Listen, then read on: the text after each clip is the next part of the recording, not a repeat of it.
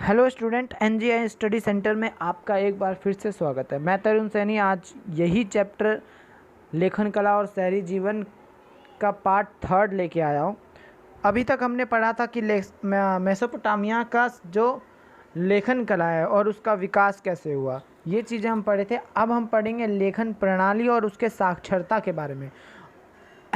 देखिए, मेसोपोटामिया की अगर हम बात करें तो उसकी जो लेखन प्रणाली थी वो कुछ इस प्रकार थी कि मेसोपोटामी के लिपिक को सैकड़ों चिन्ह सीखने पड़ते थे। यानी कि वहाँ पे क्या था कि इतने सारे चिन्ह थे, इतने सैकड़ों चिन्ह थे जिसको पहचानना और जिसको पढ़ना किसी आम इंसान के बस की बात नहीं थी।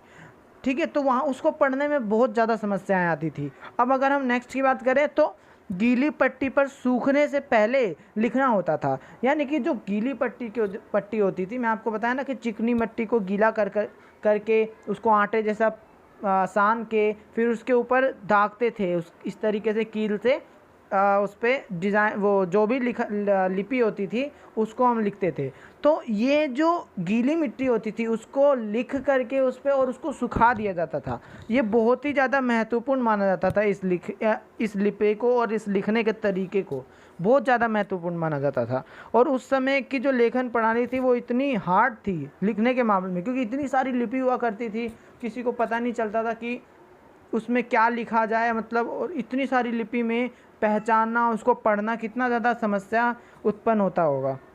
इसीलिए उस समय की अगर हम बात करें तो उसकी जो साक्षरता थी, यानी कि वहाँ के लोग जो पढ़े लिखे थे वो किस प्रकार थे। देखिए, मेसोपोटामिया के में बहुत ही कम लोग पढ़े लिखे थे। अब क्यों नहीं होंगे भाई? क्योंकि इतनी सारी लिपि थी तो उसको पढ़ने में ही बहुत समय लग जाता था और कुछ लोग तो पढ़ते भी नहीं थे।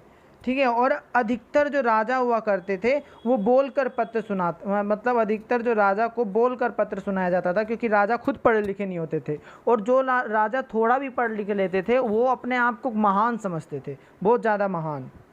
अब देखा जाए तो लेखन का प्रयोग कहाँ पे किया जाता था। अब देखिए, सुमेरियन महाकाव्य में प्राचीन शासक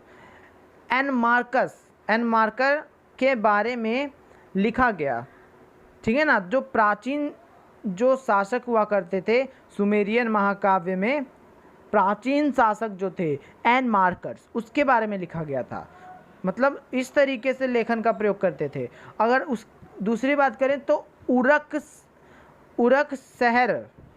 शहर के बारे में लिखा जाता था कि उरक शहर में क्या होती है, व्यापार कैसा होता है, क्या होता है, कितना व्यापार हुआ, कितना नहीं हुआ, ये सारी चीज़ें उरक शहर के बारे में लिखा जाता था। और अगर बात करें, एनमर्कर शहर के मंदिर को सजाने के लिए बहुमूल्य रत्न धातुएं मंगाना चाहता था। समझ में आ रहा है ना बात? यानी कि जो उनके एक दूत जो थे वो अरट्टा को इसके लिए भेजा था, लेकिन वो नहीं ला पाए थे। क्यों? क्योंकि वहाँ के जो शासक हुआ करते थे, जो राजा हुआ करते थे, उसको समझाना, उसको बताना कितना ज़्यादा उनको मेहनत करनी पड़ती होगी। ये समझिए कि अगर कोई चीज़ वो लिखा है तो उसको पढ़ना, उसको समझाना, उसको बताना कितना ज़्यादा मेहनत करना पड़ता होगा। इसीलिए जो एनमर्कस था वो चाहता था कि मंदिर को सजाने के लिए वहाँ से रत्न लाया जाए, धातुएं लाया जाए। ठीक है ना, ताकि मंदिर को सजाया जाए, बनाया जाए। देखिए, इसके बाद जो हमारा टॉपिक है वो है दक्षिण मेसोपोटामिया का शहरीकरण। कि दक्षिण मेसोपोटामिया में जो शहरीकरण था वो किस प्रकार था और किस प्रकार हुआ, कैसे हुआ, क्या हुआ, ये सारी चीज़ें हम इसके अंदर पढ़ेंगे। मतलब कि दक्षिण मेसोपोटामिया में शहरीकरण किस प्रकार हो रहा था, तो इसके दो कारण थे। पहला कारण ये था कि मंदिर की तरफ, दूसरा व्यापार की वजह से। मंदिर और व्यापार, ये दोनों बेसिकली इसके अंदर बोला गया है। जब इसके अंदर शहरीकरण का तीसरा कारण भी था कि शाही जो शहर हुआ करते थे, शाही शहर, वो भी था। लेकिन इसकी आपके बुक के अंदर सिर्फ दो ही चीज़ दिया हुआ है, एक मंदिर की वजह से कैसे शहरीकरण हो रहा था और एक व्यापार केंद्र की वजह से कैसे शहरीकरण हो रहा था।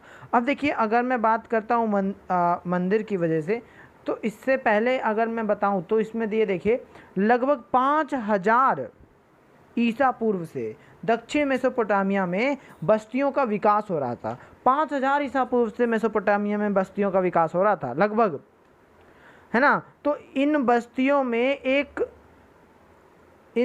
में कुछ प्राचीन शहर बन गए। प्राचीन शहर बाहर से आकर बसने वाले लोगों ने अपने गांव में एक चुने हुए स्थान पर मंदिर बनाना शुरू कर दिया। यानी कि जो बाहर से आकर जो बसने वाले मतलब बाहर से आकर जो बसने वाले लोग हुआ करते थे, वो अपने गांव में कुछ चुने हुए स्थान पर, कुछ ऐसे स्थान हुआ करते थे चुने हुए स्थान, वहाँ पे क्या कर दिया उन्होंने, मंदिर बनाना शुरू कर दिया।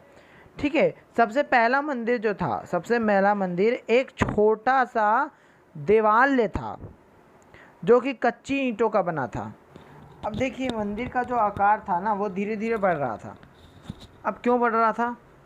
क्योंकि दूर दूर से लोग वहाँ पे आते थे वहाँ पे, और फिर वहाँ पे अन्न, दही, मछली ये सब लाया करते थे और भगवान पे चढ़ाया करते थे। अब जाहिर सी बात है, भगवान पे चढ़ाने के लिए जो भिन्न भिन्न प्रकार की वस्तुएं लग रही हैं, और ये जो भगवान पे चढ़ाने के लिए फूल वगैरह लग रहे हैं, वो सब मंदिरों के आसपास व्यापार करने लग रहे थे इन्हीं सब चीज़ों का। धीरे धीरे मंदिरों के आसपास व्यापार होता था, मतलब धीरे धीरे वहाँ पे लोग आया करते थे, वहाँ पे पूजा किया करते थे, अलग अलग जगहों से वहाँ पे आके पूजा करते थे। लोगों के बीच में रह करके वो सब फूल वगैरह बेचना, मछली बेचना, अन्न बेचना, क्योंकि भगवान पे चढ़ाया जा सके, ये सारी प्रक्रिया वहाँ पे हो रही थी। अब समझ लीजिए कि जाहिर सी बात है कि वो शहर जहाँ पे मंदिर था और धीरे धीरे करके लोग आने लगे, तो जाहिर सी बात है कि वहाँ पे क्या होगा, शहरीकरण हो रहा होगा, है ना। तो दक्षिण के मेसोपोटामिया में शहरीकरण इसी प्रकार हो रहा था। अभी यही नहीं, आगे सुनिए। कभी कभी फरात नदी में अधिक पानी होने के कारण फसल जो थी वो डूब जाती थी। कभी नदियों के मार्ग बदलने से सूखा पड़ जाता था। लोगों का विस्थापन हुआ, वहाँ पे लोगों का क्या हुआ, विस्थापन हुआ। उरक नगर की सुरक्षा के लिए चारों ओर किलेबंदी कर दी गई थी। जो उरक नगर थी उसकी सुरक्षा के लिए चारों ओर क्या कर दी गई थी, किलेबंदी कर दी गई थी। मंदिर के निर्माण के लिए हजारों आदमी रखे गए, और इसके लिए जो आदमी रखे गए थे, हजारों आदमी उरक की रक्षा के लिए, उसके लिए उनको अनाज भी दिया जाता था। समझ रहे हो, उसके बदले जो वो काम कर रहे हैं उसके बदले उनको अनाज भी दिया जाता था। उन व्यक्तियों को ज़्यादातर काम में पत्थर खोदने, धातु खनिज निकालने, ईंट बनाने के लिए दिया जाता था। दीवार पर रंग किया जाता था। ये सारे काम उनको दिए जाते थे। उसके बाद हम बात कर लेते हैं शहरी जीवन की। शहरी जीवन की अगर हम बात करें, मेसोपोटामिया के अंदर शहरी जीवन की अगर हम बात करें, तो समाज में एक सम्राट या उच्च वर्ग था। सम्राट या उच्च वर्ग, इसके पास धन दौलत थी। अब सम्राट है तो धन दौलत भी होगी। इसके पास बहुमूल्य चीज़ें पाई जाती थी। आभूषण थे, सोने के पात्र, सफ़ेद जो सिप्पियाँ हुआ करती थी, ये सारी चीज़ें थी।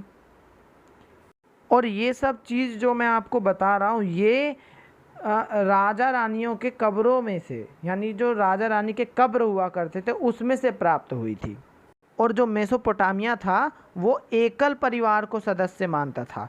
एक नंबर का क्वेश्चन आ जाता है कि एकल परिवार क्या होता है। देखो, एकल परिवार का मतलब होता है कि जो बेटा होगा, वो बेटा जब शादी वादी उसकी हो जाएगी तो वो अपने पिता और माता से अलग अपना परिवार और अपने बच्चे के साथ रहेगा।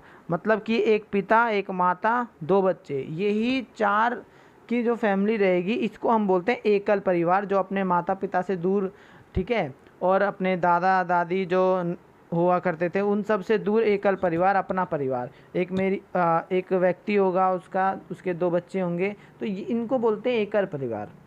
और उस समय जब शादी वगैरह हुआ करती थी, विवाह हुआ करता था, तो उपहारों का आदान प्रदान होता था। शादी वगैरह में एक साथ भोजन किया जाता था। पिता का घर, पशुधन, खेत उसके पुत्र को मिलते थे। यानी कि जो पिता की बेटी थी या फिर उनके जो बेटे हुआ करते थे, उनको ये जो पिता का पशुधन होता था, घर होता था, खेत होता था, ये सारी चीज़ें जो थी वो उसके पुत्र को मिला करती थी। जो आज भी ऐसा रिवाज है कि आज भी पुत्र को ही मिलती है, तो वैसा भी रिवाज पहले भी था, उस समय भी था। मेसोपोटामिया में तो कुछ नगर ऐसे भी थे जहाँ पे टेढ़ी मेढ़ी गलियाँ होती थी, टेढ़ी मेढ़ी गलियाँ पाई जाती थी, जहाँ पे से व्यापार को यानी कि कुछ चीज़ों को या एक जगह से दूसरी जगह तक ले जाने में बहुत ज़्यादा समस्या उत्पन्न होती थी। तो उस समय क्या किया जाता था, जो गधे वगैरह हुआ करते थे, ठीक है, तो उस पर सामान लद करके उन गलियों में से ले जाया जाता था एक जगह से दूसरी जगह तक। छोटी छोटी गलियां होने के कारण जो वहाँ के लोग हुआ करते थे वो ज़्यादातर जो कूड़ा थे वो गलियों में डाल देते थे। आजकल तो यहाँ पे पड़ोसी लोग जो हैं वो अगल बगल में जो प्लॉट दिखते हैं वहाँ पे डाल देते हैं, तो ये तो गलियों में डाला करते थे। यहाँ पे देखते हैं कि जब भी कूड़ा होता है वो इधर उधर फेंक देते हैं, वैसे ही उस समय भी हुआ करता था।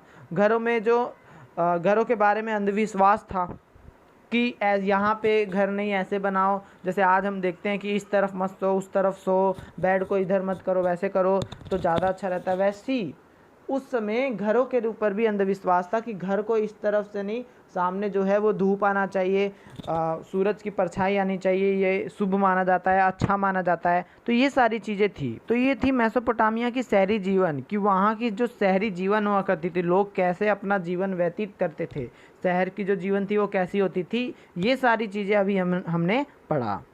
ये था वीडियो का थर्ड पार्ट। नेक्स्ट पार्ट यानी फोर्थ पार्ट में हम ये सारा चैप्टर ख़त्म कर देंगे, टोटल ख़त्म हो जाएगा। फिर उसके बाद हम कोशिश करेंगे नेक्स्ट चैप्टर बनाने का। तो अभी के लिए बस इतना ही, नेक्स्ट पार्ट में मिलते हैं। और अगर वीडियो अच्छी लगी हो तो लाइक कर दीजिए, सब्सक्राइब कर दीजिए, शेयर भी कर दीजिए। जब तक के लिए बाय बाय, नेक्स्ट पार्ट में मिलते हैं।